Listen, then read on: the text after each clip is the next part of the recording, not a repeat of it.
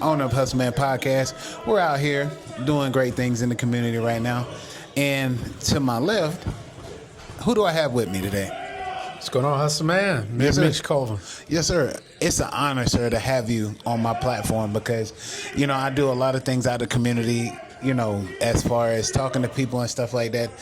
Can you tell us a little bit about, the plans on how they're, doing the streets in Fayetteville, and what are the plans, going forward for the future of Fayetteville? Yeah, first let me say thank you, man. I see and follow your conversations is good, and yes, sir. Information to the community is always a great thing. Yes, sir. So we appreciate that. But tonight is a typical example of what we're trying to do. Look, we're trying to make sure that we wrap our arms around our young people, our youth. This place is full of great kids. Yes, I sir. partnered with them or connected them to the city. Church of Christ over here on Country Club last year, they had a program where they brought in kids for video games, for basketball. They give them pizza. And tonight they expanded it for 6 to 10 to where kids can come over here. They can play games. They can play basketball. They can fellowship. They've got a place for the young ladies to learn about skincare, healthcare, self-care. And so as we put some rules and protections around with the curfew and different things, we're going to continue to expand the options. That's the one thing that people have said, well, what do you have for them to do? And this is one great example. Yes, sir. Like you said, it's all about, helping the kids out, keeping everybody out of trouble, making sure that, they're learning, what they need to learn at this point in time in life, because when we were growing up, we didn't really have a helping hand. I mean, we may have had an auntie or uncle or something like that to, help us out, through our hard times. But just to have a community center to come and have the kids, sit down and ask questions and get that fatherly advice or that motherly advice, because, they got people in here that can help them out. Now, my next thing is, how long is this program supposed to be going on to help the kids out? Well, we're committed to it. Yes, sir. We opened up a community center on Murchison Road yesterday with Dr. Tony here. Okay. Way Too Real. They're going to be doing gaming, recording studios, financial literacy. So we are continuing to build out the platform to make sure that our kids have everything they need to be successful. Yes, sir. But in the meantime, we're going to have to put some rules in place to make sure that the streets don't gather them up, man. And so that's what we did with the curfew. I'm assuming will be a temporary thing, but we need parents, we need more churches and organizations to come in, partner with the city, and give some options for our kids. Yes, sir. Now, what was the curfew in place for? Was that to stop the crime, or was it to solve the killings and the stealing that was going on in the city? Well, one thing is it brought people to the table that we needed at the table. It brought parents to the table. It brought community to Yes, the sir. table. It brought our kids and got their attention. So we know that it's not a one-all, fix-all, but it is one of the tools that the government has within its power to be able to say, hey, let's put a pause on what's going on, because a lot of unfortunate things happen late night. Sometimes our kids get caught in situations where they in a bad situation or circumstance, and so we need our parents at the table to make sure that they're holding the kids accountable, to know where they are after hours, especially our unattended minors. And so this right here is one option that if you're a parent, you want a safe space, come to the Church of Christ on Country Club Drive. Yes, sir. Hey, man, reach one, teach one. Keep the kids off the street. That's what it's all about. It's letting people know that, hey, we have a place for your child to be, in the time frame of what they're going to do. After 11 o'clock, it's not so much a given. We're going to ask you where your parents are. If you can't find where your parents are, they may take you back home, or they might hold you downtown. I don't know. I'm just saying, for me, the curfew is a good thing, that keeps people in the house, but also we do have them knuckleheads that are going to step out of line. So can you tell me how long you've been in, government for the city?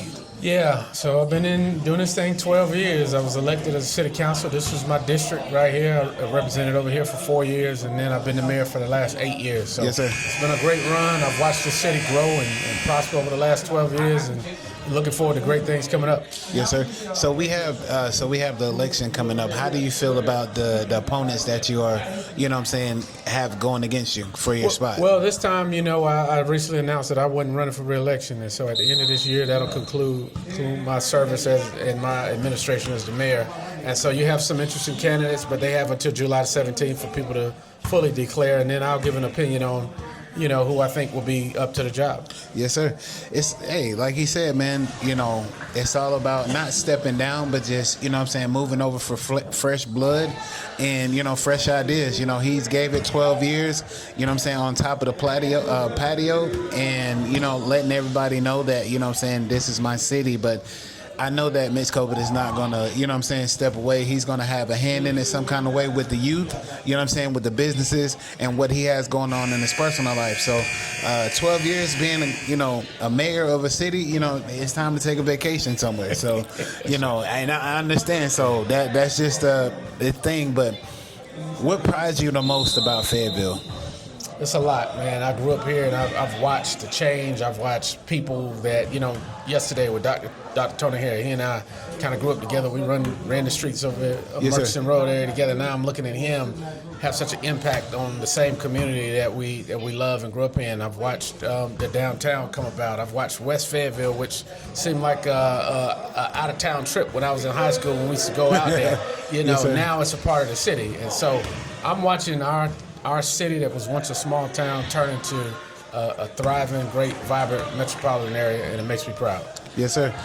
Hey, I know that you have to get back to your kids and stuff like that. I don't want to take up most of your time. I just wanted to get a small smidget because it helps it puts me in a better place in a podcast, man, because a lot of people are looking up to me. Yeah. So I just wanted to talk to most of the leaders that we have around here in Fayetteville. Listen, here's another, this is the second in command, Mayor Pro Tem Kathy Jensen. Let her get over here. Yes, ma'am. She can tell you about it. She's handled our youth council for the last 12 years. That is a big component to helping these young people see what city government is about. Okay. But let her talk to you a little bit about it. But I appreciate you, man. Keep the community informed. Thank you, sir. Yes, ma'am. You can step right here. How you doing today, ma'am? I'm Robert good. Maynard, owner of Hustle Man Podcast, ma'am. Hi, Just wanted Kathy Jensen. Yes, ma'am. Just wanted to touch down in Fayetteville on a couple of things. I know that we have, trouble with our youth and stuff like that, and we don't. I would say we don't put in forth the effort, but how do you feel that this program and the curfew that they're having for the young people is going to help us out in the community? I think it's all a tool that we're putting in the toolbox. Just a little bit about me. Yes, ma'am. Raised 4 boys. Okay. A lot of basketball, been in a lot of gyms. I know what, being around other youth like yourself, and when I say like yourself, athletic, and some that aren't so athletic, Yes, they ma'am. learn from other people. Yes, ma'am. So, I think an environment that you have your peers around you is always a good environment, and that you have people teaching you how to, play basketball, play the sport you want, or just talk about life, or have somebody there to guide you. Yes, ma'am. I'm a true believer that, I believe in the curfew. I believe that nobody over the age of 17 has any business out after 12 o'clock. I raise ma'am. my boys that way, and, sometimes they listen, sometimes they don't. It's all about listening to your mama because she knows best. Now, when you're in the back of the car and stuff like that, and you got handcuffs on, you're like, Mom, why did I end up like this? Because you didn't listen to her. She told you to stay in the house. So nobody's going to love a child more than their mother. Yes, ma'am. Can you reiterate your position in this whole thing out here? So I have served on council for 12 years. Yes, when ma'am. I first came on, we started the Fayetteville Cumberland Youth Council. We saw other cities doing it. We used to have it. We revived it, and we brought students from every school in Fayetteville at the high school level together to start that camaraderie together. Yes, ma'am. And talked about the issues that we have in our city. And they have come and they have learned how government works. And told us a lot of things that needed to happen and to help our youth stay safe. So this is the beginning of many great things. Yes, ma'am. And what is your take on Fayetteville? How does that empower you to keep on doing what you're doing for your job, ma'am? I love Fayetteville. Yes, ma'am. I feel that Fayetteville is a great place to be. We do have our challenges like every city does, but our people are our greatest asset. And there are some things that sometimes people forget about, and I feel like a lot of times the youth are forgotten, Yes, and ma'am. the senior citizens are forgotten. Yes, ma'am. And the people in the middle, we're just trying to get through the day. But, we have decided about, 10, 12 years ago, we're going to put emphasis on our youth. And we started this and this is how we're moving it straight forward. So this is just the beginning. There's Yes, ma'am. lots of great things to come. Yes, ma'am. And our partners of our ministry and our nonprofits are coming through for us, and they're ready to help. Okay. Yes, ma'am. What are some of the big projects that are coming up for Fayetteville right now that y'all have in the works? So the biggest thing that I will tell you that I feel that needs to be in the work is we need to have jobs. We need to have great paying jobs. We need Yes, to ma'am. educate our children. Our children need to come out of the school system and feel that they can go to school, get a higher education. It doesn't have to be college. It can be technical school, it can be trade school. We've had a great collaboration with FTCC and our school system in the county of telling children, you don't want to go to school, you don't want to go into debt till you are 50 years old to pay it off. Let's go get you let's take you to Fayetteville Tech where you can get cybersecurity, you can become a plumber, you can become an electrician, you can start your own business, you can do whatever you want to do. That is the goal. Yes, ma'am. Hey, look. It's all about having a plan, working it out for your city, you know what I'm saying, and putting it forward and letting the people know, hey, this is what we would like to do, but we need y'all to join and make this stuff happen.